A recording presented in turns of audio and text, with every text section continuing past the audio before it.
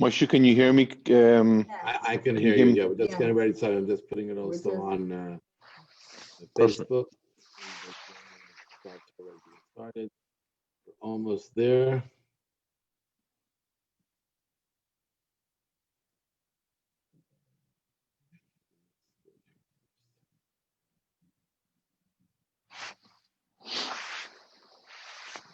Okay.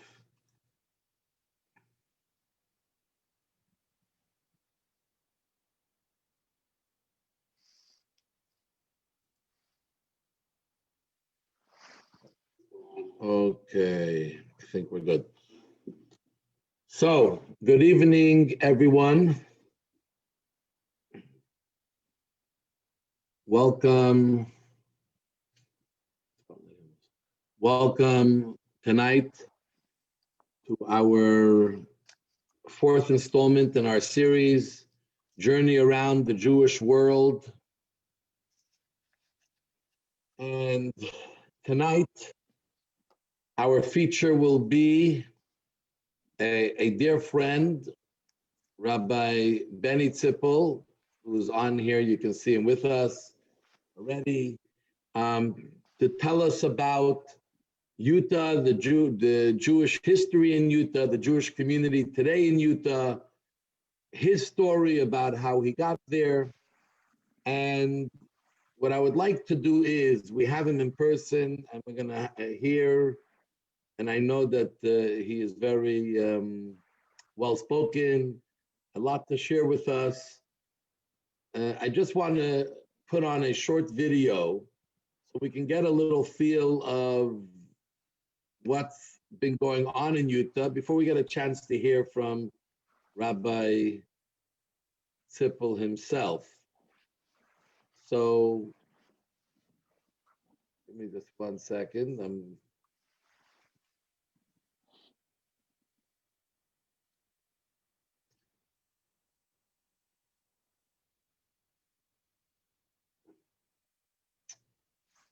just 1 second. I'm just getting something on.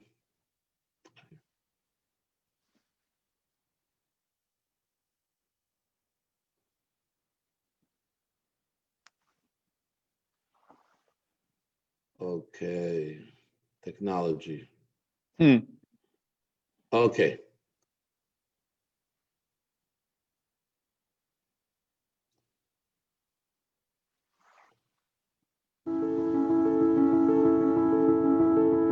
On Sunday night, March the 1st, 1992, I had the honor of passing by the Rebbe in person, and I had written in about asking for the Rebbe's approval and blessing to come and visit Salt Lake City to see if a new Chabad center could be established. Das ist Zippel, geht vor in the state of Utah, it's interessiert sich bei den Rebbe nach Chabad.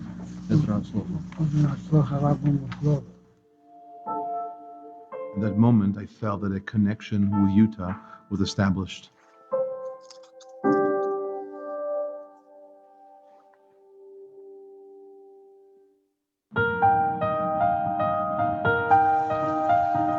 When I met them, I asked them how long they're going to be here. And they said, forever. My impression was, for the other rabbis that came to Salt Lake City, this was a stepping stone. And he said, no, the Rebbe sent me here.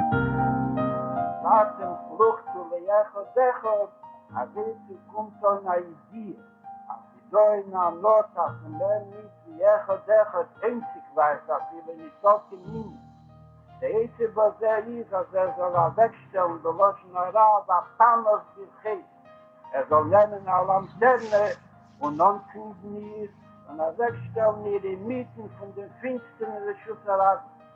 Und unter dem wird sehen, als nicht kann man die Dodim und nicht kann man rufen sich Menschen.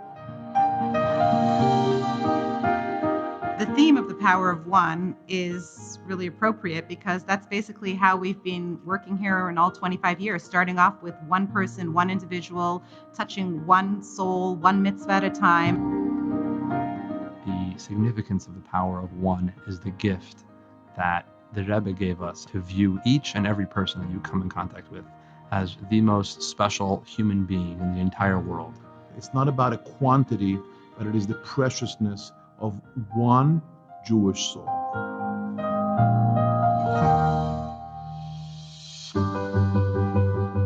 The thing that draws me to Chabad of Utah is always having a place of belonging, a place of feeling happiness and comfort.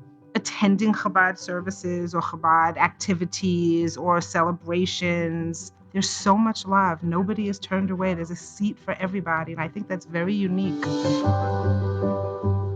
Chabad has an interesting place here in Salt Lake City where this place attracts people for so many different reasons, some for work like me, some for skiing in the nature, and just some people who are just born and raised here.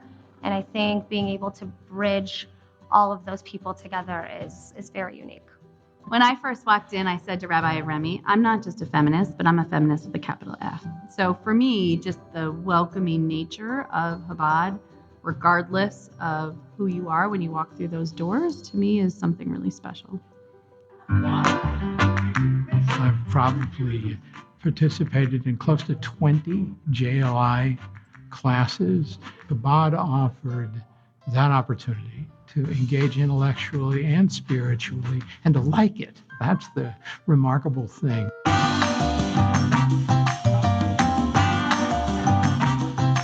Together, Remy and I run the Hebrew school. My sons were educated at Chabad. My younger son was very graciously received scholarship to allow him to attend Hebrew school, and it was a wonderful experience for him. It's been amazing to watch the next generation of the community grow and flourish and really begin to identify very strongly with their Judaism. What Chabad Young has done for my experience here in Utah is unparalleled to any Jewish experience I think I've had away from home. Immediately, we just felt like, wow, there's like so many people our age, and we felt welcome. It's great to have like-minded people come together and be able to share. I moved here from France in 2008, and I met my lovely wife here in Chabad. Meeting a lot of other people in town who are also Jewish and also interested in observing Jewish holidays and getting together to do Jewish things like Shabbat. It's given me a connection to Judaism and people who I can connect with on a professional level, on a personal level, and definitely on a religious level, which was extremely vital to me coming out here to Salt Lake City. The Zippels have really impacted our family, and Chabad has impacted our family in such a positive way for our children and being there for all the life events, and I've greatly appreciated that. Like when my dad died and when my mother died, they were there, they cared, they reached out. To me, they're part of my family.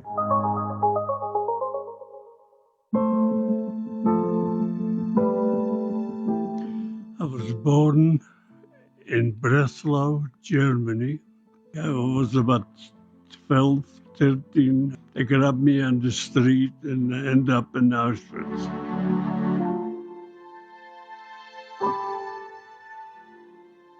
I came to Utah in 1950. I love Rabbi Zippel like he would be my father. I would be very proud. I can say that from my heart. I believe that Rabbi Benny is the voice of Judaism in Utah. And I think Rabbi Benny emulates a good Jewish person in Utah and a good spokesperson. When I was reelected as governor, I asked him to speak at my inauguration. I thought, who are the religious leaders who would really have an impact in this state, who do today and will continue to over time? The things that Benny stands for are the things that we need, the things that make us better as people and that make communities stronger. I think Rabbi Zippel's very heartwarming. He does so much good in the community. He does it very unassumingly. He just goes.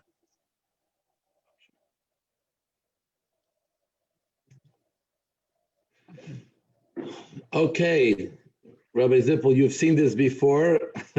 Once or twice, yes. Once or twice, and incredible to see. I wanted everyone to get a chance to see what the impact of over 25 years of the Zippels, Rabbi Benny and his wife Sharon Zippel in Utah, before I sort of bring in Rabbi Zippel, I have to share something that, we're going to hear tonight about Jewish community in Utah today, what Judaism is like, what the Jewish community is like, but also where it started from.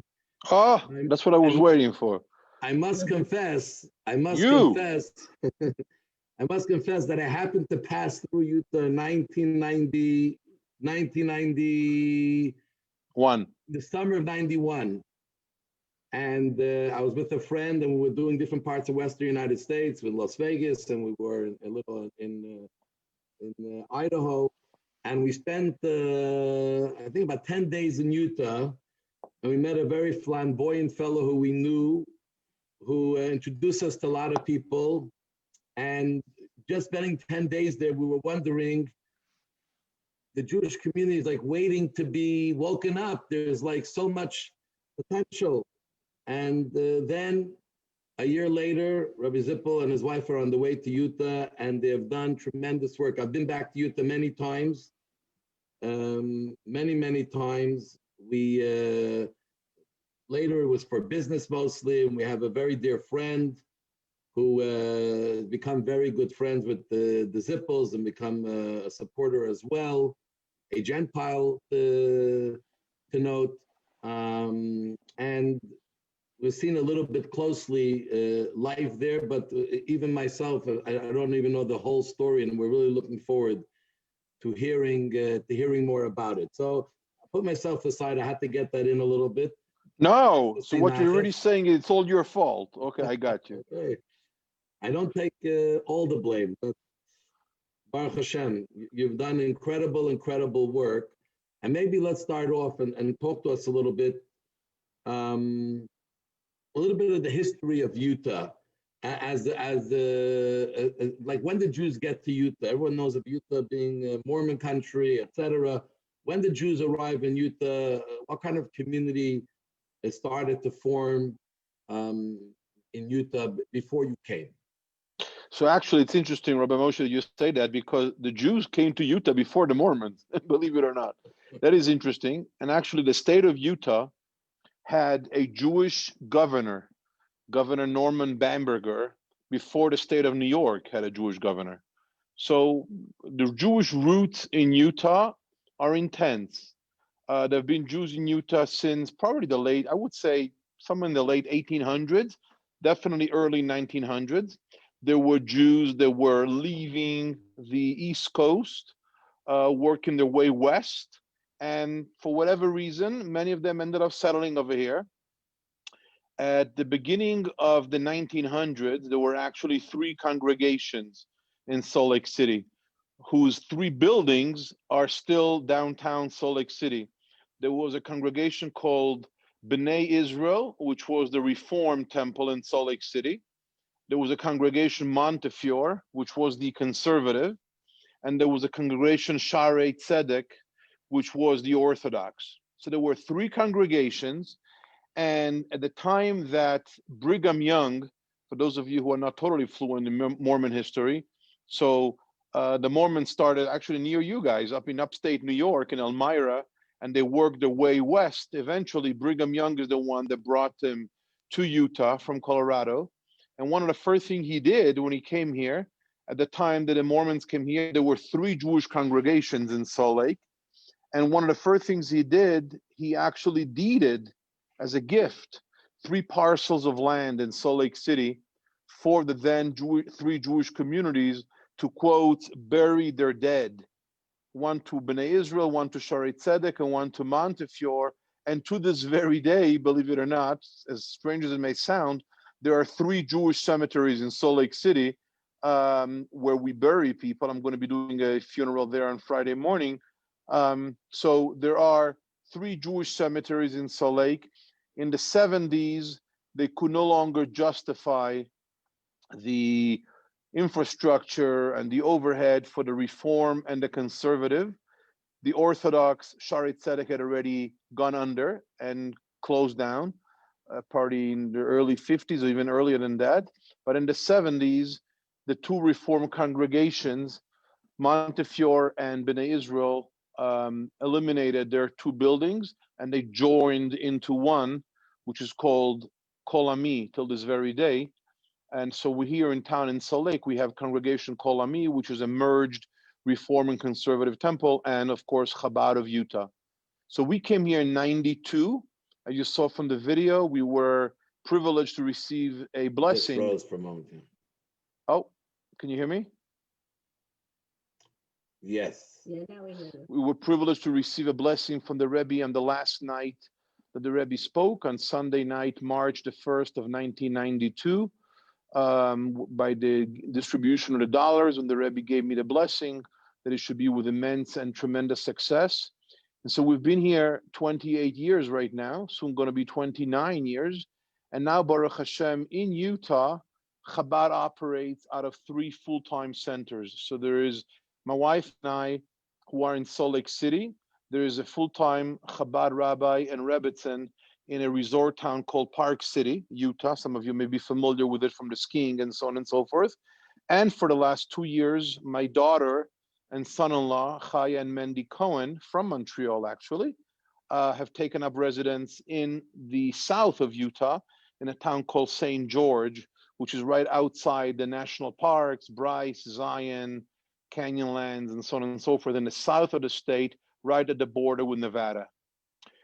The community of Utah is interesting. You know, people think that Utah, they look at Utah almost like a flyover state. Like, yeah, there's no Jews here. Believe it or not, I would say right now, there's probably, I would say close to 2,000 households in the state of Utah, maybe as many as there are on your block in Montreal. But I would say probably 2,000 households, some single households, some with kids, some elderly people. So if I had, it's very hard to point a number, but if I had to guess, I would say probably in the area of 5,000 to 6,000 Jews. I would say probably 80% of which live in Salt Lake City.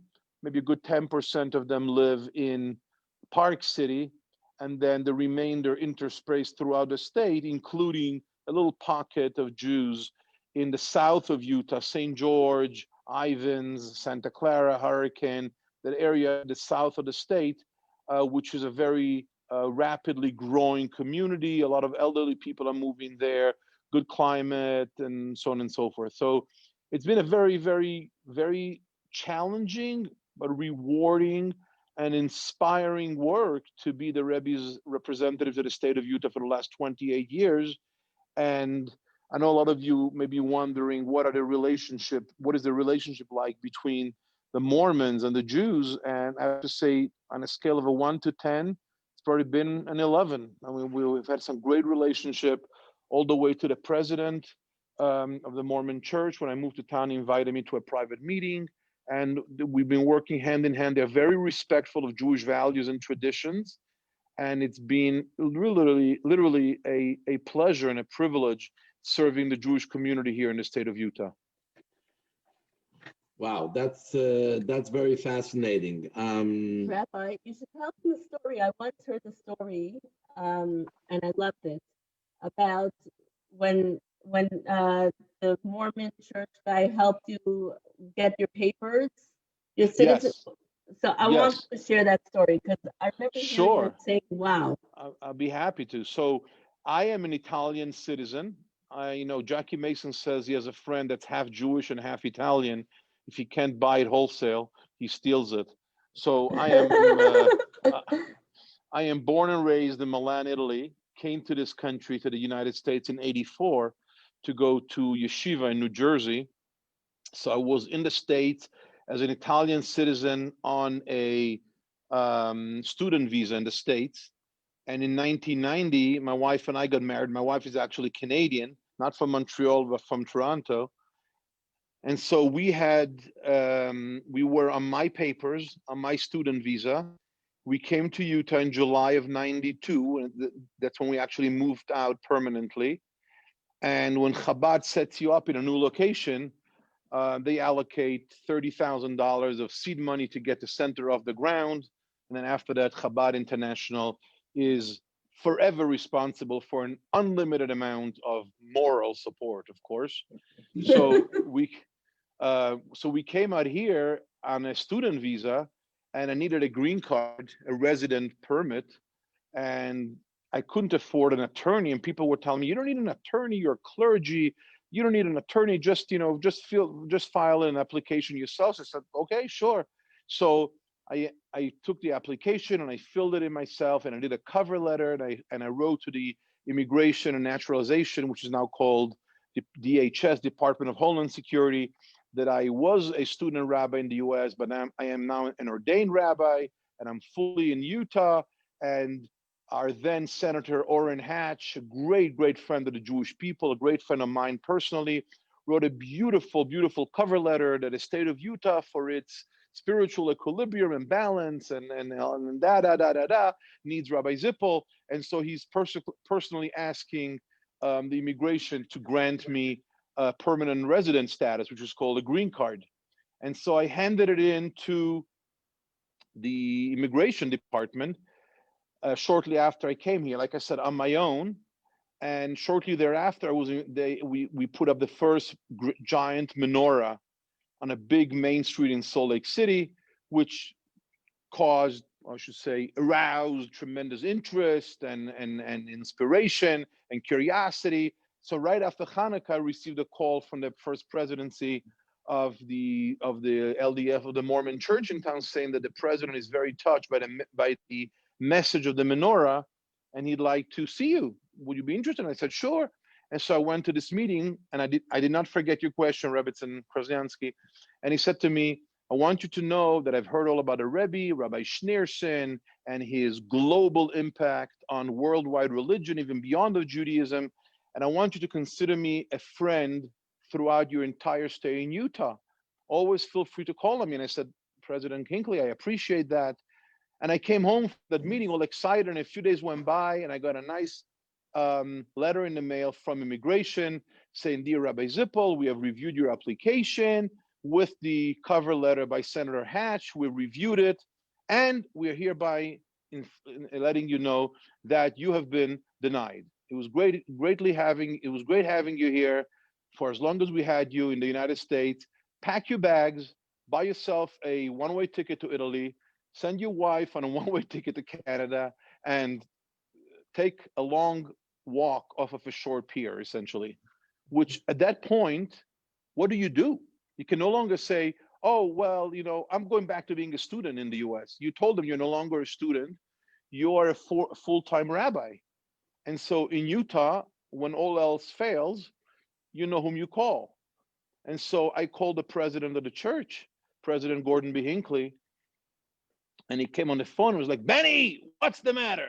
Here was this 26-year-old young kid out of school, and here is this great leader of a great religion of 60 million people, and he's in his 80s or 90s at the time. And I'm like, President Hinckley, I have just been denied by immigration. They told me to take a long walk off of a short pier.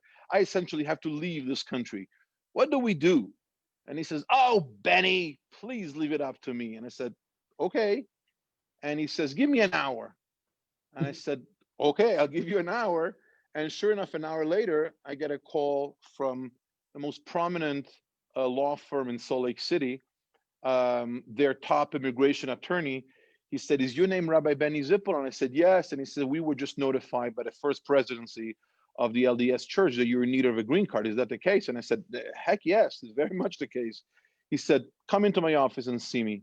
And so I went into his office, and he fired out a letter to immigration saying, guys, this guy, Rabbi Benny Zippel, is my client. He is clueless. He has no idea what he's doing. He had no business sending in an application without having been reviewed by me with my permission. He just went on his own. I'm asking that his application be entirely voided and deleted. And I'm his legal counsel, and I'm hereby applying for his permanent residency. And this was, late 1992, early 1993. It's now 27 years later. And today I'm speaking to you as a US citizen. So I was given a permanent resident card. I was on probation for 5 years. And if we have extra time later on, if you want, I'll tell you a story about that too. With Hanukkah coming up, there's an interesting story about that. But 5 years later, I was granted naturalization. So I'm today, my wife and I and our kids are U.S. citizens. That really is an incredible story. That very, very powerful. You are seeing you in action from when in our days in yeshiva and in Salt Lake City. You definitely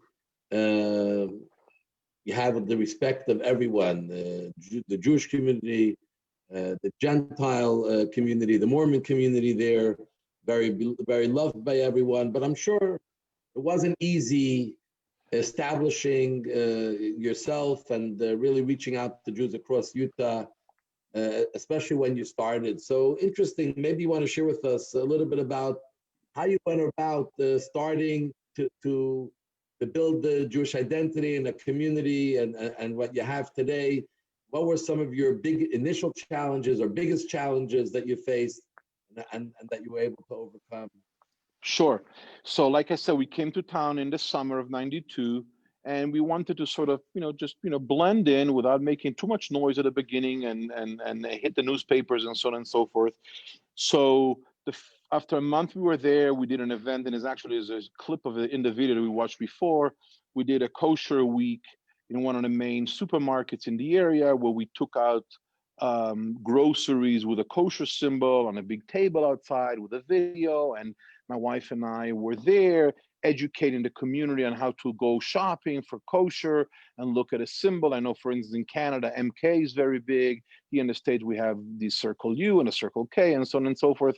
And that went down very well. And then came December of '92, and the rabbi, the Reform rabbi that was then, he's still living here in town. He's no longer employed. He has retired since. But he called me up with a very interesting request, and he said to me, he says, Benny, I know that Chabad has this thing with giant menorahs, and I'm not going to ask you to not put up a giant menorah in Salt Lake City, because it's like asking whatever. I know it's not going to happen.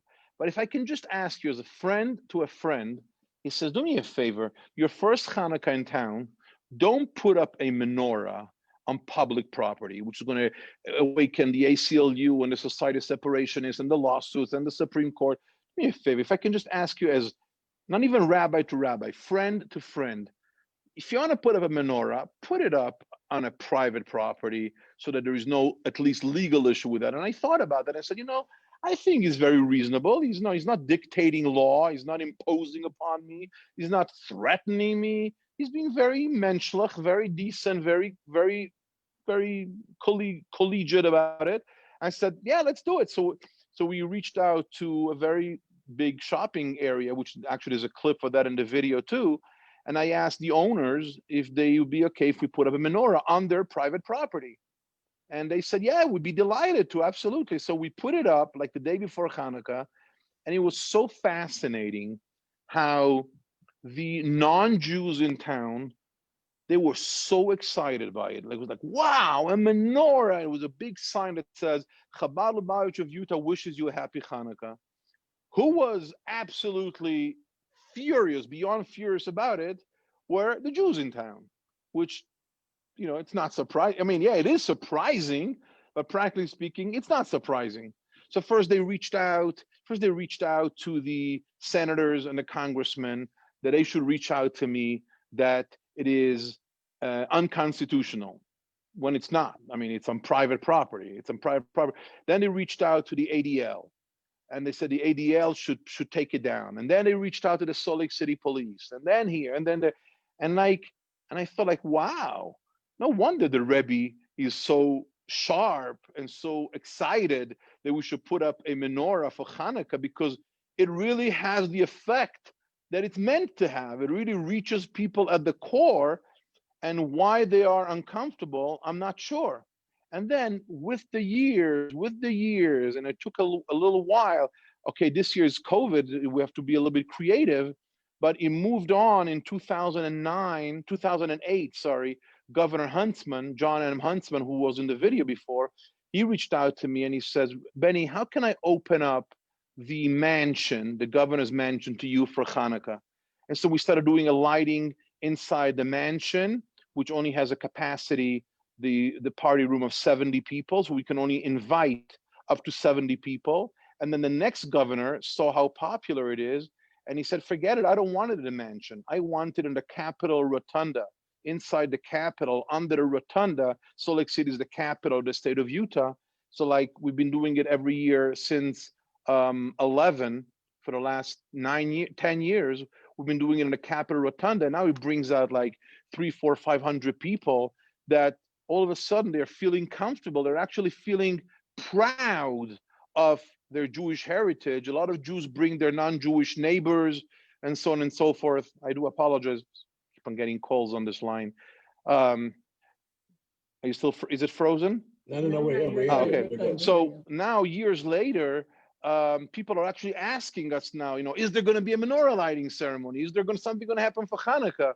Because, this is the Rebbe's vision that at the core, at the very core of every single Jew, there is a tremendous, authentic degree of Jewish pride inside each and every one of us. Sometimes it's a little bit hard to acknowledge it or to let us navigate our lives with that Jewish pride, but ultimately it is there. We have to discover it, and with the time we've seen how people came to appreciate these things. That is incredible. I want to talk about, in some of my early visits to Salt Lake City after you were living there, something that really touched me very much was that I remember in your house, you had a room, the school room. Yes. Where your wife, the Rebbe, would teach your children bring them up. That was their school. Yes. And I remember that was very powerful that your children, you're in Salt Lake City, there's no real Jewish infrastructure of any education. It was before online schools, etc. And how you brought up your children in that type of environment. And now your son and his wife are working with you. Tell us a little bit about what it was to bring up a Jewish family in a place where there's no real Judaism around. Sure. So first and foremost, I just want to give a very special shout out to my wife and to the Rebbitzin here, not to the rabbi. Rabbi Moshe, you and I can say l'chaim later. If you think about it, without turning this into a lecture, but if you think about it just for a second, in the last few Torah portions that we've been reading in the Torah, who is the one who gave us Abraham, the first Jewish patriarch? It was his wife, Sarah. Sarah shared Abraham with the rest of the world. Who gave us Isaac? Who gave us Isaac? His mother, Sarah, who saw the importance of raising Isaac with the right ideals. Who gave us Jacob? It was Rivka, it was Rebecca who gave us Jacob. Who is the real leader of world Judaism? The leader of world Judaism are the women, under no uncertain terms. I can sit here and pontificate to you till tomorrow. But back to Rabbi Moshe's question, when we came to Utah, so we knew Utah did not have a mikveh. We knew Utah did not have kosher. Well, I take that back, sorry. There was a private mikveh in someone's house. It was kind of the bare minimum. It wasn't a mikveh where we feel comfortable taking a woman that's learning about family purity, let's just say. But there was no kosher. There was no school. And funny enough, when my wife and I got married in 1990, when we were first married, a senior Chabad emissary in the United States came to our apartment to sort of pitch to us an idea to go and become Chabad emissaries somewhere. And when he left our apartment, I said to my wife, what do you think? So my wife says, I want to go on shlichus only in a place where there are three things: kosher, an abundance of kosher food, a mikveh, and a Jewish education. I'm like, okay, I wonder how that's going to work. Well, you know what they say? Mensch tracht und Gott lacht or macht. Man thinks, people think, and God has other plans. So where do we end up? We ended up in a great, great community, but in a place that's lacking three things: kosher, family purity, and education. And God says, that's where I want you. So when we came out here, it was very clear that we would have to be relying on homeschooling. Now there are young couples moving out to Zimbabwe or to Ghana or to I don't know where, the corners of the world, And now, many years later, Chabad in New York is a very sophisticated online school where the boys and the girls, the kids of the Chabad emissaries can go to school. Well, that did not exist in 1992 when we came out here. So in our house, as Rabbi Moshe said, my wife is like very by the book. She knew she would have to do homeschooling. So she would sit down every summer and she would write a curriculum for both Hebrew education and secular education. The secular education would have to be checked off by the Board of Ed of Salt Lake County, that the secular education meets standards, because homeschooling is legal in the state of Utah. And so we have Kanahara 6 kids. It started with our oldest, the one who works for me, with his wife. So my wife took him through kindergarten. And then when the next one came around, it became child 1 and 2, and then child 1 and 2 and 3, and then child 1 and 2 and 3 and 4, and then 1, 2, 3 and 4 and 5, all the way till 1, 2, 3 and 4 and 5 and 6. She homeschooled them all at the same time, with obviously different tasks at different times to different kids, but not in a, what we call in Yiddish the expression as a chassidische malava malka, meaning, we'll figure it out somehow. They're going to learn how to read. We had a separate designated room with school desks and chairs and books and maps of the world and Jewish posters. And every morning after breakfast, the kids would put on a jacket and a backpack. And my wife would get into the room first, and the kids would knock at the door. And my wife would open up the room and she would say, Boker Tov, Yeladim, good morning, children. And it would say, Boker Tov, Mora, good morning, teacher. And it was like, I guess what you would call playing school, so to speak, but it was real. It was very much for real. And this is why I want to say that she deserves really full credit for having done that. All my kids have been homeschooled by their mother. I don't want to say by their parents. I want to say by their mother, from K through 8th grade. And then at 8th grade, after 8th grade, they left school and they went, the boys to yeshiva and the girls to high school, and they completed their education then. But it was really done by their mother. And I want to really very strongly acknowledge that. I want to add, which I am sure this is besides all her roles in Chabad for the community that she was doing, besides making big Shabbases and classes and other things with the women and the community and running the house. Hebrew school and yes. So it's just a matter of, juggling the time, which I think, women are so much better at than men, but it's very clear that there's no way we could have hacked it out here if it wasn't for my wife's dedication and devotion and basically, holding it all together, that she was able to homeschool our kids. This is it really is a miracle. We live in Montreal, we have all the infrastructure. This is really a miracle. All your children, as committed as you and your wife are, 2 of them already followed in your steps. By the way, we were in St. George's. We took our family 2 years ago through the Southwest, and we were in the parks, and we stopped by St. George's, and it was incredible to see your daughter and the son-in-law there. This is really a miracle, but I understand, you always say, that a lot of the things that have happened for yourself and the community there and the growth is really a miracle. The Rebbe's blessings and a miracle. I don't know if you want to share a story or two that maybe can help us see. A story pertaining to, tell me, be more specific, pertaining you to. Have seen that play out that have really helped you come to where you are today, with really a beautiful center, a strong following.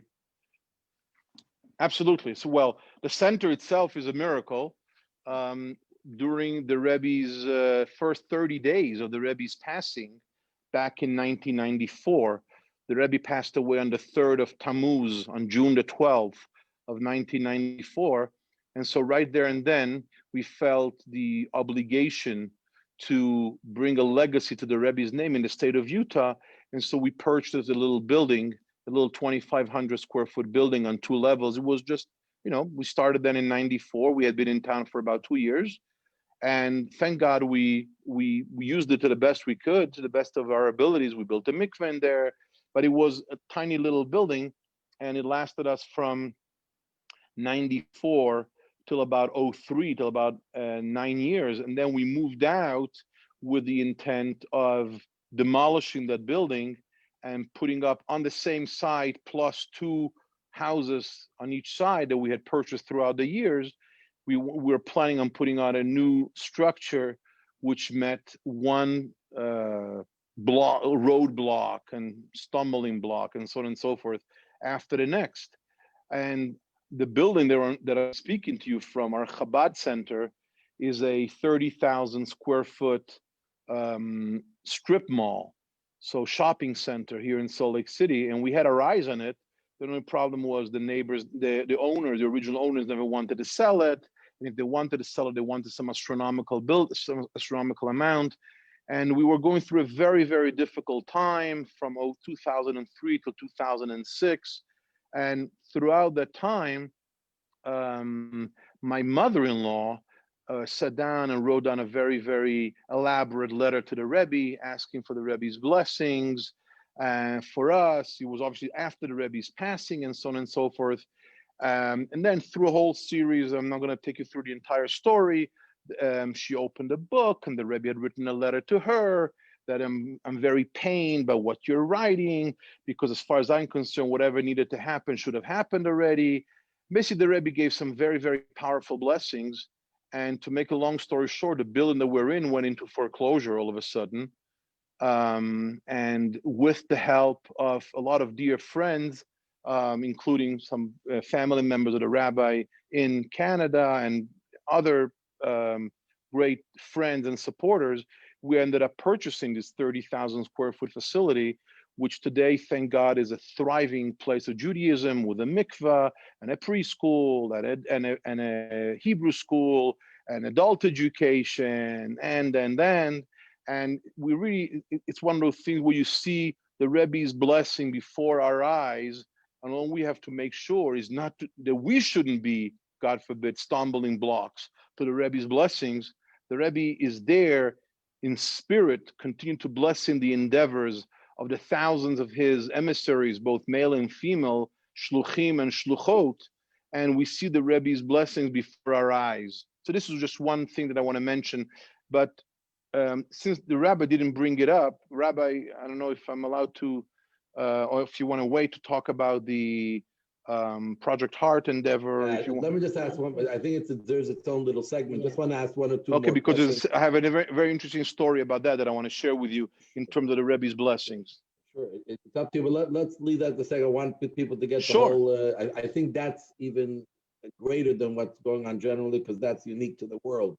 But so today, you said when you came, there was no kosher education, mikveh. Today you have a beautiful center, you have a mikveh.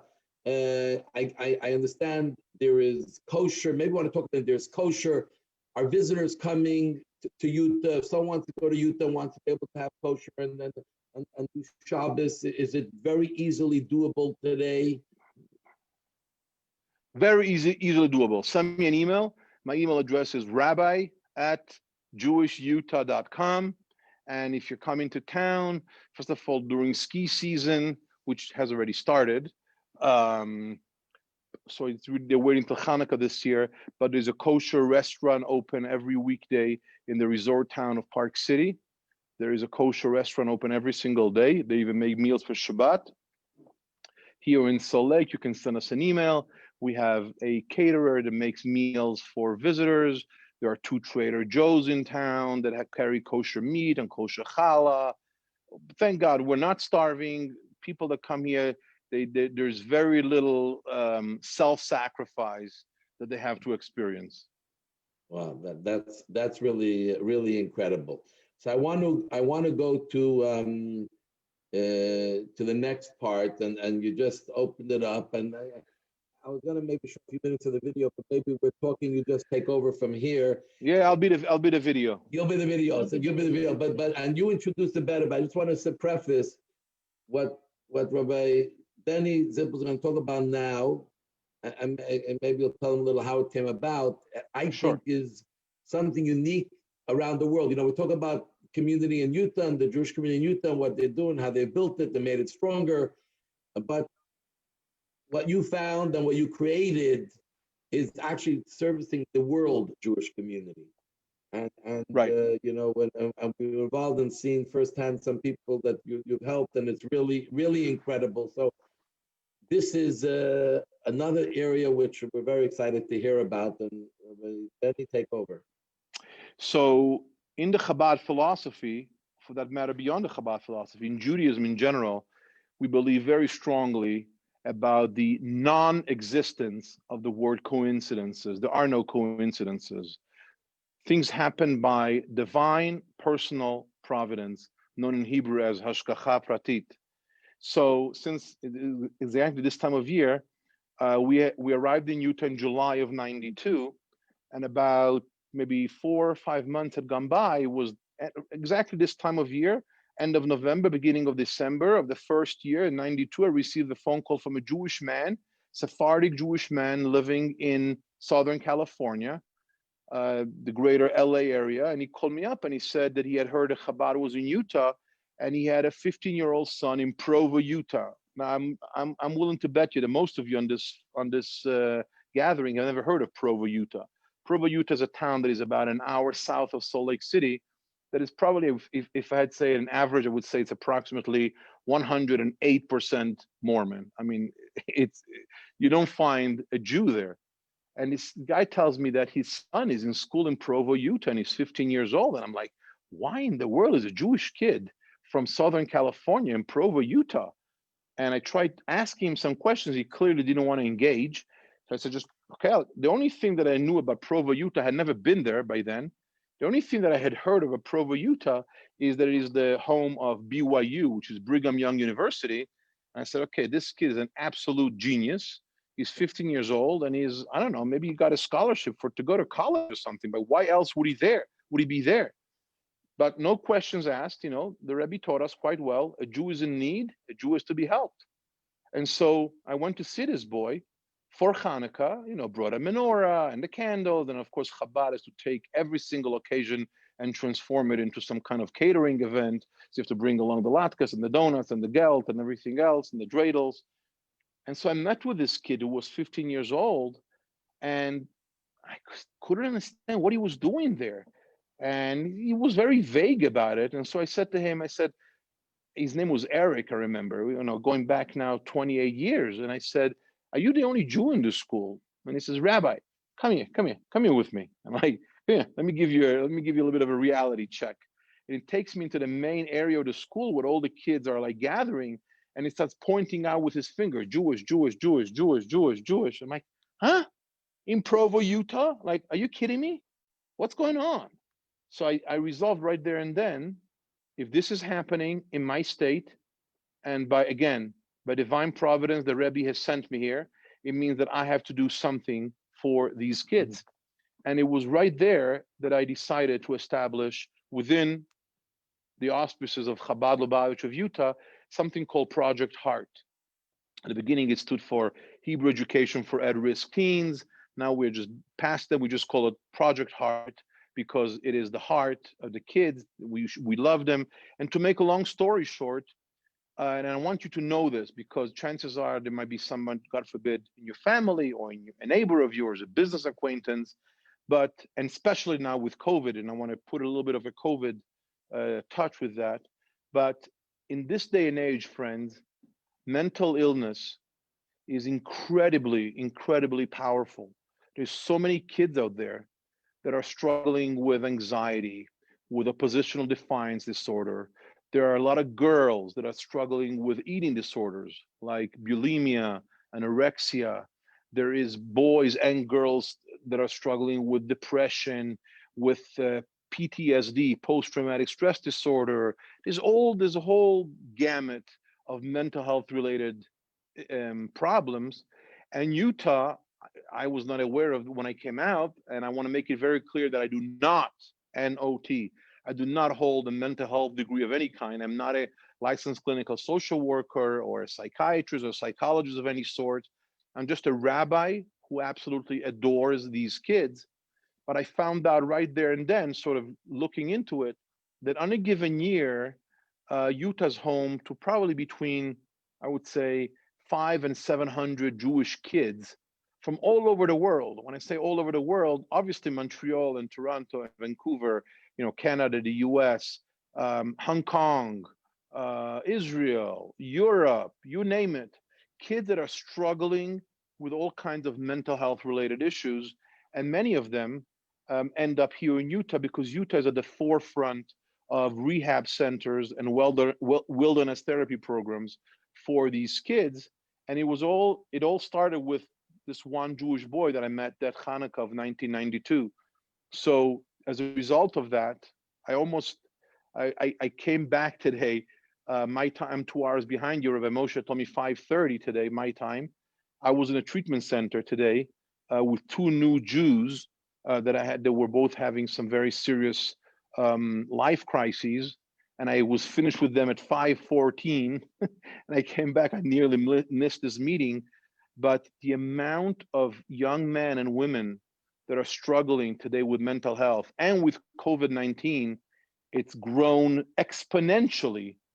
So the amount of people is astounding, and so as a result of that, my position has switched within the institution. A lot of my time is dedicated to Project Heart, being in touch with these kids, parents, therapists, clinical directors, in some cases, attorneys, judges. We had a kid here, we had a young boy here, just to give you a little bit of an idea of what's happening, because a lot of Jewish people are unfortunately in denial. So we had a boy here from upstate New York who he himself, from an observant family, he had been a victim of sexual molestation as a child.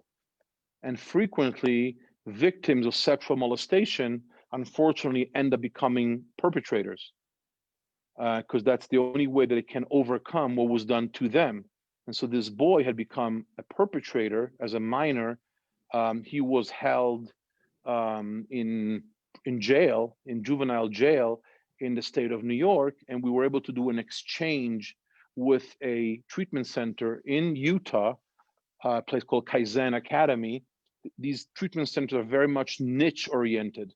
So this one, for instance, deals specifically with sexual promiscuity for boys only. There are some, like, to name some, Center for Change or Avalon Hills, that deal specifically with girls only eating disorders. There are some for boys and girls with, of course, drug addictions. There are some that deal with kids that are suffering from a sensitivity and a disorder from noise, things that you would never imagine. There are some kids, like a door shuts or they hear the slightest noise and they go off because they have a certain sensitivity in their brain. So all these treatment centers are very much niche based, and I try my best. Sometimes it's a little challenging to be there to the best that I can, to the best way that I can for these Jewish kids. And one of the things that I want to share with you a story.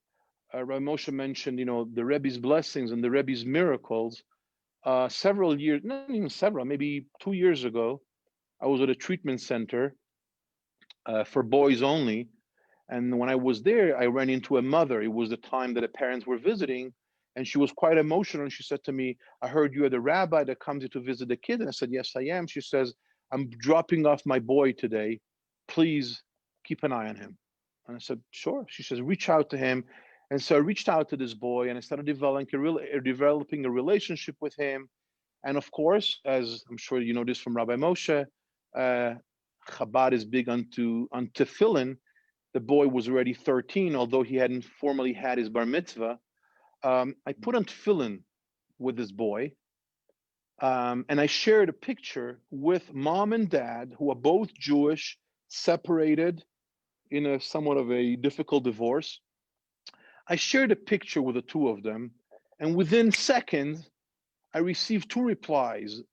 Dad wrote back, "Thank you, Rebbe," Rebbe. Wanted to make sure he didn't mistake me for the Rebbe, but whatever that meant. The mom wrote back a message, which at the time I found somewhat offensive. And she wrote, "Wow." And she wrote, "How much arm twisting did you have to do to get my boy to put on tefillin?" Which I found a little offensive. I don't twist anybody's arm, almost to the point that it made me uncomfortable. And the next time I went to the boy and I said to him, I said, "Let me ask you a question. Do you ever feel coerced? Do you ever feel that I'm twisting your arm to put on film? Because that's the case. I don't want to do that." And he says, "No, you don't. You've explained me what the meaning of that is, and I love it. I love to connect with God." And so we developed this relationship, and I asked him what he thought about having a bar mitzvah ceremony. He was already 13, of course. He was approaching his 14th birthday, and he said he'd be delighted. And this year, sorry, 2020, New Year's Day, January 1st of 2020, we had a bar mitzvah at the Wailing Wall for this boy. We traveled to Israel. The boy from treatment, I was his designated sort of staff member, although I don't work for the treatment center. Mom, dad, the 96-year-old grandmother at the wall, and a 92-year-old paternal grandfather. I mean, it was an experience that I'll never forget. In the course of this bar mitzvah, the mother was sharing me how she sees the boy so into it and it's so beautiful. And I said to her, I said, there's something that I want to tell you. I said, that first message you sent me about how much arm twisting did I have to engage in to put on tefillin? I said, now that we're in good terms and everything, I want to tell you, it really hurt me. Would you really think that I would twist your boy's arm to put on tefillin? And she got emotional. She said, "Rabbi, let me explain to you something. When you met my son, he was about 13 and a half. Eventually, he had his bar mitzvah on his 14th birthday in Israel, but he was about 13 and a half. She says, "Let me tell you what I went through with him to bring him to bar mitzvah lessons when he was 12 years old in the town that we live in, to bring him to the rabbi or the cantor at their Reformed temple, to have bar mitzvah lessons. He was so passionately against it that one day, as I was dragging him into the car, he turned around to me and he said these words to me. He says, 'Mom, I only wish Hitler had succeeded in carrying out his plan because I wouldn't have to go through this torture.'" I was like, whoa. So she says, "Rabbi, it's nothing against you. It's just hearing my son telling me that he hoped Hitler had succeeded in his plan. And now you're sending me with him a picture with him at the yarmulke and tefillin, and he's reciting the Shema." I'm like, what in the world happened over here? And we know what in the world happened over here. It has nothing to do with Rabbi Benny. Rabbi Benny just happens to be the conduit or the messenger. It happens to be that every single one of us, and this is really the key success to Project Heart, every single one of us has an infinite amount of authentic goodness within us. Hasidic philosophy teaches us that. The Rebbe repeated it over and over and over, and it's just a matter of finding it. And if you haven't found it today, it's not because it's not there. Keep on searching for it, keep looking for it, and you will undoubtedly discover the gem within yourself. And that really has been the entire MO of Project Heart, basically discovering the gem within and allowing so many of the young men and women that we've come in touch with in the last 28 years to really discover the goodness within them. Wow. There's nothing to say. It's incredible. It's incredible. And especially a lot of people give up on. They're lucky to have you there. And the community of Utah, the people of all these children, these teenagers, these youngsters, and we wish you obviously lots of continued success for many years. What I would like to do is to open up if anyone has any questions. And actually, one of our dear friends who's on here now has, through a business relationship, Erwin, you can unmute yourself a moment. Erwin, you can unmute yourself, has a business relationship with several senior Mormon members, and he was fine to come on tonight with interest to hear what Chabad does in Utah to share with his friends. Erwin, you're able to unmute yourself. So, so this is really, really incredible to hear. And if anyone has any questions they'd like to ask the rabbi, you can unmute yourself, announce your name, or just put it in the chat. And okay, so I will. Okay, Erwin, I just unmuted you. Yeah, okay, I'm on. Do you hear me now, Rabbi? Hello, Erwin. How are you? Do you hear me? Yes, we Good. hear How are you. you, Rabbi? Very, very interesting talk. You know, I had some investors in my company going back to 1995. And I called Rabbi Moshe at the time. They were all Mormons. Okay. And I called Rabbi Moshe, and I wasn't familiar with Mormons as far as dealing with Jewish people and in business. And I called Rabbi Moshe, you know, what he thought about Mormons, if they were good to Jews. And actually, he related the story about you with your visa. Yeah. And how you got your visa, you know, to the Mormon church. And we actually went with this Mormon company. The name of the company was Huntsman Gay. Yeah. And John Huntsman Jr., his father was the Huntsman from Huntsman Gay. Of course, John Huntsman Sr. Yeah, and we went with Huntsman Gay, even though they weren't the highest. They made an investment, you know, not controlling this, but they made a you know, pretty big investment in our company. And even though they weren't the highest, I liked the group. They seemed very honorable. And the lead guy at the time was a man by the name of Robert Gay, Bob Gay, who's one of the seniors today at the Mormon Church. Moved to Utah. I don't know if you ever heard of Robert Gay. No. Does he spell it G-A-Y? Maybe G-A-Y. Urban, maybe you have to introduce him to the rabbi.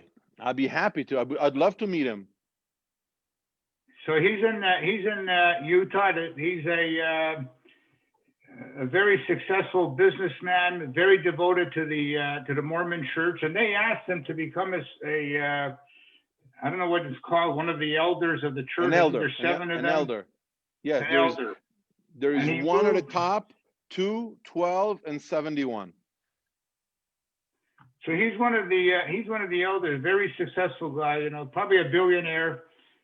Gave up everything, moved to Utah to devote his time to the Mormon Church. So we became very close with him. He's a very, very, very nice guy. One of the other directors in our firm was Steve Young. Okay. The football player. Of course. That's Steve Young's great-great-grandfather was Brigham Young. Yep. So, but it all started with Rabbi Moshe's reference on Mormons. And I actually called the rabbi in advance before we even did anything and proceeded with them about asking about the Mormons and how they treat Jews and how they are to Jews. So, and your story is very interesting. So I appreciate it. Erwin, two things. First of all, my address is Rabbi, R-A-B-B-I, Rabbi at JewishUtah.com. If you could do an e-introduction to Bob Gay, I'd love to meet him. Definitely. The Young family I'm in touch with. Michael Young is in charge of the firm right now. They have Young Electric Sign Company. Very charitable people, wonderful people. But I want to share a story with you, Erwin, and with everybody else. I think you're going to appreciate it. And instead of just telling you the story, I'm going to tell you the story. I'm going to have Rabbi Moshe and his wife act out the story, the end part of the story. I think you'll find it very interesting. Well, I'll tell you the story. Rabbi Moshe or Rebbetzin, do you have a book of the prophet Yeshaya? Sorry. The prophet Yehoshua, Joshua, book of Joshua in the original Hebrew, accessible near you anywhere? Yes.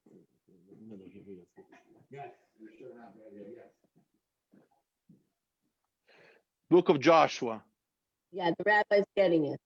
Perfect. So, Erwin, can you hear me? Yeah, I hear you. So in 2017, 3 years ago, October of 17, well, let me back up for a second. In 2009, the Governor Huntsman, John Huntsman Jr., was invited by the Israeli government. They found out that he had never been to Israel at the time. So they invited him on his first visit to Israel. And he graciously accepted the invitation and said that he would like to go to Israel with his rabbi. And so I had the privilege of accompanying Governor John M. Huntsman Jr. on his first visit to Israel. We had an incredible, it was supposed to be a 5-day trip to Israel, but then on the 5th day, the call came from the White House from President Obama to tap him as ambassador to China. So he left the meeting and went to travel to Washington to receive the formal appointment. So that was in 2009. In October of 17, the governor of Utah, Governor Gary R. Herbert, who is finishing his term right now, he was the lieutenant governor. So in 17, he decided to put together, as the governor of Utah, he decided to put together a trade mission from Utah to Israel. And it put together a group of about 50 influential Utah investors and president of corporations to travel to Israel for about a week together and do a trade mission to Israel. And he invited my wife and I to join him, which we graciously accepted. And so we accompanied this group from Utah to Israel. And we had all these great visits. It was wonderful. It was beautiful. One of the nights on the mission, we had a dinner at one of the hotels in Jerusalem. It was a dinner that was hosted by Zions Bank. I'm sure when you're familiar with Zions Bank, the biggest bank in Utah. Scott Anderson, the president of Zions Bank, is a dear, dear friend of mine, of Chabad, is a supporter, is an incredible human being. At that dinner, the delegation, the entire Utah delegation was there. It was a Wednesday night, like tonight. And the person in charge of the dinner from Zions Bank all of a sudden went up on the podium and he says, it would only be fit, it would be appropriate to ask the rabbi that is accompanying us on this mission to share a few words to us. And I'm like, gee, okay, give me some advance notice or something. And I just went up there, and to this day, I don't know what made me say it, but I said to the group, I said, I wanted to, as the rabbi of Utah, I wanted to formally welcome the Utah delegation to our holiest place, which is, of course, the land of Israel and the city of Jerusalem. And I blessed the governor of our state with prosperity, longevity, and God should bestow great blessings upon him. And I said, Governor Herbert, I've been holding on to a little secret that if for whatever reason I never shared it with you, but I decided tonight, with the inspiration of being here in Jerusalem, I want to share a secret with you. And he perked up, and I said to him, I want you to know, Governor Herbert, that the word Utah appears in the original Jewish scripture. And I said, because the word Utah, the word Brooklyn is not in the Jewish scripture. New York is not in the Jewish scripture. I don't care how many Jews are there, but Utah does. And so I blessed him that he should continue his mission with success and good health and prosperity and so on and so forth. And that was the extent of my speech, probably for 5 minutes. This is Wednesday night, Erwin. The end of my remarks, finished the dinner. I'm now about to leave. And the governor pulls me over to the side and he says, Rabbi, I got to ask you a question. He says, I listened to your comment about Utah being in the Jewish scripture. He says, are you absolutely positive about that? Or you think it does? I'm like, Governor, if I weren't positive, I wouldn't tell you that. Now, I didn't have a book with me. This is a dinner in a lobby of a hotel in Jerusalem. I don't carry a Bible with me. So I said, I am 100% positive, Governor. So he says to me, I'll tell you why, Rabbi. He says, tomorrow morning, Thursday morning, I have a one-on-one meeting with Prime Minister Benjamin Netanyahu in the Knesset. At that time, our governor was the chairman of the National Governors Association, NGA, of all the governors in the United States, both Republican and Democrats. And he says, as the chair of the National Governors Association, tomorrow morning, I have a one-on-one with Prime Minister Netanyahu. And to be perfectly honest with you, I'm not sure what to talk to him about. So I would love to mention what you just said, but you have to be absolutely positive that that is the case. I said, Governor, if I weren't positive, I wouldn't be telling you that. I don't have a book with me, but I looked up on my phone, on the smartphone, and I said to him, Governor, if you look up the book of Joshua, chapter 15, verse 55, chapter 15, verse 55, in the book of Joshua, the verse reads, Ma'on, Carmel, Vazif, Vayuta. As Joshua is distributing the land of Israel to the tribes, there's a verse that ends with the word of Utah. And I showed him on my phone, but the problem is the governor doesn't read Hebrew, so that doesn't help me much. So I said, Governor, I'll tell you what, I will spell it for you phonetically. And I didn't have a pad and pen, I had nothing with me. I took out my business card, someone handed me a pen, and I wrote out with English letters, Utah, with a letter Yud spelled Y-U-D, Vav, V-A-V, Tet, T-E-T, Hey, H-A-Y. I spelled it out phonetically. I said, Governor, it's on me. Trust me, you can go. He says, Rabbi, you're absolutely sure. I said, Governor, I'm 100%. Fine. So he takes my card and we go off. And Thursday morning, he goes to see Benjamin Netanyahu. And I have no idea what happened there. And then Friday morning, I have the privilege, together with my wife, to accompany the Utah delegation to the Wailing Wall. And we meet at the Israeli flag there at the plaza, and the rabbi of the wall, Rabbi Rabinovich, comes out and he welcomes our governor and the delegation and how much they love people from Utah and so many commonalities with Israel, and he gives us beautiful welcoming. And then we're about to spread up. I take the governor and the man in the delegation to the men's side of the wall. My wife takes the first lady and the women on the delegation to the women's side of the wall. And I'm telling her to write a note and we're good to go. The governor pulls me aside and he says, Rabbi, before we go to the wall, I'm going to tell you a story. I said, sure. He says, you remember your comment Wednesday night at dinner about Utah being in the Jewish scripture? I said, yeah, of course I remember. He says to me, Rabbi, let me tell you what happened. I have to tell you this before we go to the wall. I said, sure, tell me what happened. He says, yesterday morning, Thursday, they escorted me into Benjamin Netanyahu's office in the Knesset, in the Israeli parliament. And Prime Minister Netanyahu gives me this beautiful welcome. And he says to me, I want you to know, Governor Herbert, that Israel does not have as good a friend in the diaspora as the state of Utah. The state of Utah is Israel's best friend in diaspora. And the governor says, and do you know what I answered, Rabbi? He said, let me tell you what I answered. I said to him, of course, Prime Minister. And he says, why of course? He says, because my state is mentioned in your scripture. Now listen to this. Prime Minister Netanyahu comes from a background of a family where they won the Bible Bee, what's called the Pras Tanakh in Hebrew. His father, his brother won the Bible Bee. Prime Minister of Israel says, no, that's maybe a little pushing it a little bit. And the governor says, well, Prime Minister, I'll give you chapter and verse.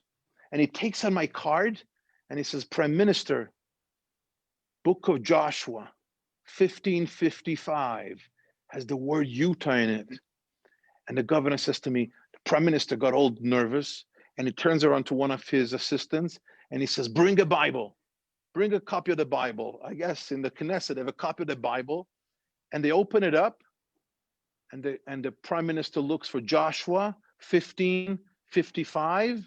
Rabbi or Rebbitzin Krasniansky, can I ask you to please read that verse? Joshua 1555. Exactly like you said. Ma'on, Carmel, Vazif, Viyuta. Here, guys. 1555. So the Prime Minister is like, he can't believe this. He cannot believe this. So the governor says to me, Rabbi, you have no idea, Rabbi, how I felt. The governor of the state of Utah, which is not exactly the world's largest population on earth. Maybe Montreal, Canada has maybe just a couple of Jews more than Utah. But he says, you have no idea how I felt as the governor of the state telling the prime minister in his office in Jerusalem in the Knesset that my state appears in his scripture. And says that I had to share with you before. Then we went to the wall and we prayed and so on and so forth. This was 17. Every time I see the governor, he makes an event for the clergy before the holidays to welcome in all the different clergy representatives. I go over to the governor. I always thank him for making his appearance every year at the menorah lighting ceremony, which is, it's during holiday time, it's family time, and so on and so forth. And we appreciate that he comes and he shakes my hand, at least before COVID-19. Every time he says, Rabbi Benny, Joshua 15:55. I won't forget that one. Last year, the menorah lighting in the Capitol Rotunda, the governor spoke, and in his remarks, he says, I'll never forget the story with Joshua 15:55. So, Erwin, when you deal with your friends here in Utah, tell them you are a proud Jew, you take tremendous pride in your scripture, and tell them to look at Joshua 15:55. The state of Utah is mentioned in the Jewish scripture. I'll mention that. And it's a small world there. Mitt Romney, who's the senator right now, yeah, was also partners with Bob Gay in the consulting firm. I forget the name. They have one of the largest consulting investment firms. They were both partners for many years. They all know each other. So I don't know if you ever. They all know Romney. each other. Absolutely. He came to my dinner. We had a 25-year celebratory dinner, and Mitt Romney came, and both senators came, Hatch and Lee, and everybody was there. Yeah, Mitt Romney. I also was, Erwin, in 2002, we hosted the Winter Olympics. I was the designated Jewish chaplain for the Winter Olympics, and Mitt Romney was the chair of the Salt Lake Olympic Committee. Yeah, he was so I saw him every single day on the Village. So he and I know each other very well. And John Huntsman Jr., I've been following his career. He's had quite a career. When he ran for president, he would have been a great president. He ran in the primaries for president. He did. I brought him to the OL. He came and then he became the ambassador to China, and I understand he spoke fluent Chinese. Fluent Chinese, and then he became ambassador. Yeah, and then he became ambassador to Russia. Yeah. Incredible. John Huntsman is an incredible human being. This is, I think, part of the greatest story of, the Jewish community gets established. The Rebbe sent shluchim, not to bring light just to the Jews, but really to connect all people to the truth and to the moral way and light up the way. And Rabbi Zippel, you're doing it in an incredible, incredible way. And a big yesher koach, and we definitely want to give you a blessing to continue doing it for many years, and with the children who are involved with you, with your wife at the front. Like you're right, the women are the ones who are the real front leaders. And may we soon merit the be with Mashiach and the whole Amen. Rabbi Moshe, as important as you are, as maybe what you'd like to believe yourself, the head of your household, your wife is the neck. And wherever the neck turns, that's where the head goes. So we should all use it as a lesson for all the heads of the household of who really runs the show. It was great having a nice conversation with you all. If you come out or if you hear in your community any young man or woman that's struggling with mental health, please never hesitate to reach out. Help is available. Nobody has to suffer in silence, God forbid.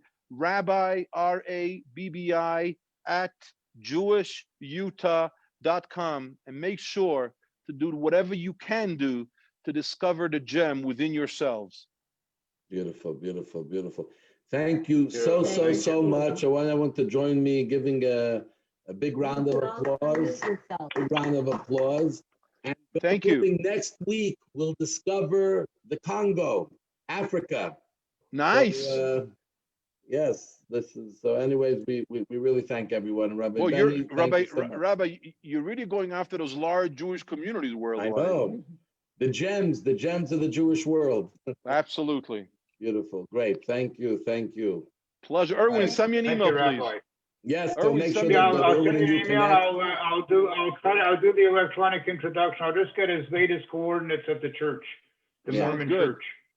Beautiful. Tell him that my green card was arranged by President Gordon B. Hinckley. Yeah. Have a good Okay, night. Beautiful. thank you very much. Thank you. Bye-bye. Thank you. Be well. Thank you. Regards to your Rebbitzin. Be well, Erwin. Thank you. And everyone else who is on here. It's so beautiful to have Rabbi, I don't you. know if you remember when I asked you about the I Mormon do church. remember. I When remember asked well. you, Yes, I yeah. remember very well. And you see, it's very interesting. You know, in Utah, there's absolutely no missionizing that goes on against to the Jews from the Mormon Church. Other places they may do, but in Utah, there's tremendous respect. And we learned tonight. I didn't even know that the Jews preceded even the Mormons in Utah, and a governor. And you know, we live and learn every day. He has an amazing story. It's really a great story that he has. And I want to tell you, by the way, Park City, it's on the best skiing in America. It's beautiful. And you hear the kosher restaurant, you get kosher food. It's unbelievable what's available today in that world. Yeah. Even when you go to Grand Canyon, St. George's is right near Grand Canyon, not far. The parks, they have kosher food. It's incredible what today Interesting. we can do, and wherever we go, we're able to still fully live Jewishly and do Jewishly. So thank you all so much. But you know, Rabbi, he's right. He's right about mental health problems. You know, the Jewish general, the mental health is like they're overcrowded. It's like a very big problem today with COVID. The young people and everyone basically. And I want to tell you that the work he's doing in Project Hard, he downplayed it, meaning there's not just helping the kids, it helps the families. He's turned around lives. Yeah. He helped turn around lives. He is the one, you know, who's the sort of the spiritual leader, works with these institutions together, and miracles are miracles. It's incredible. So no one has ever lost to our people. Boys, whoever it is, there to help everyone. Nice story. Yeah, all right. Thank you very much. Thank you all very much. Thank you. Be well, everyone. Bye-bye, everyone. Good night. Good Thank night. you. All the best. See you.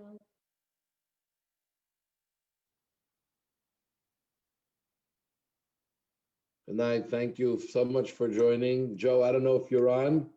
Don't see your picture, but thank you so much for joining. And Rose and Solange, Michelle, Kathy, Yael, Norm, Gita, Adam. It's so beautiful to see you all. Good night.